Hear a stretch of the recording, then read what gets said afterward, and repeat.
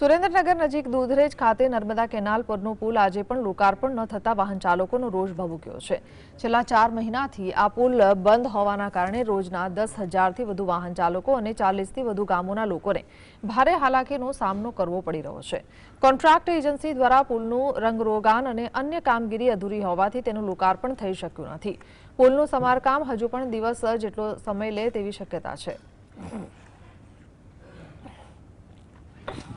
आज वायरल शुरू થવાનો છે સાહેબ।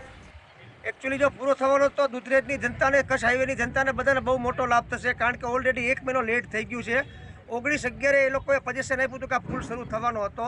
19/11 પુલ શરૂ થયો નથી। ભગવાન, 1 મહિનો લેટ છે।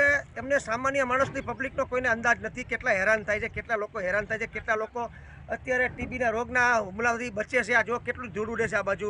હવે આના કરતાં મહેરબાની કરીને એઝ વેલ એઝ સૂન પોસિબલ જેટલું જલ્દી થાય એટલો પુલ શરૂ કરાવો પ્લીઝ। રિક્વેસ્ટ તંત્રને અમારી નમ્ર અપીલ છે, સામાન્ય પબ્લિકની અપીલ છે, અમે કોઈ રાજકારણી નથી। સુરેન્દ્રનગરનો દૂધરેજ નર્મદાની કેનાલ ઉપરનો જે પુલ છે તે છેલ્લા 4 મહિનાથી બંધ કરવામાં આવ્યો છે અને આજે આ પુલ ખુલ્લો મૂકવાના તંત્ર દ્વારા દાવાઓ કરવામાં આવતા હતા, પરંતુ આજે પણ આ પુલ છે તે ખુલ્લો મૂકવામાં નહીં આવે, કારણ કે હજુ પણ આ કામ છે તે એજન્સી દ્વારા અને કોન્ટ્રાક્ટર દ્વારા પૂરું કરવામાં નથી આવ્યું। કેમેરામેનને કહીશ કે આ સીધા લાઈવ દ્રશ્ય દેખાડશે। હાલના તબક્કામાં જે આ પુલ છે તેનું સમારકામ ચાલુ છે, રંગરોગાનનું કામ છે તે કરવામાં આવી રહ્યું છે।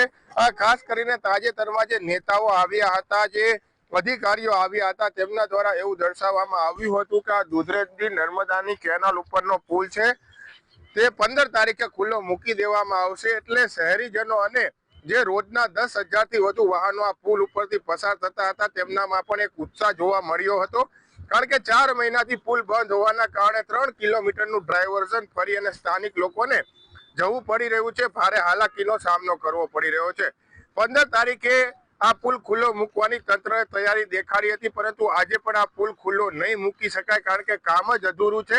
એટલે આગામી દિવસોમાં જે વાયદા અને વચનો આપવામાં આવી રહ્યા છે તે તંત્રના અધિકારીઓ અને નેતાઓ પૂરા કરે તેવી લોક માંગ ઉઠવા પામી છે। Fazal Chauhan, GSTV news, Surendranagar.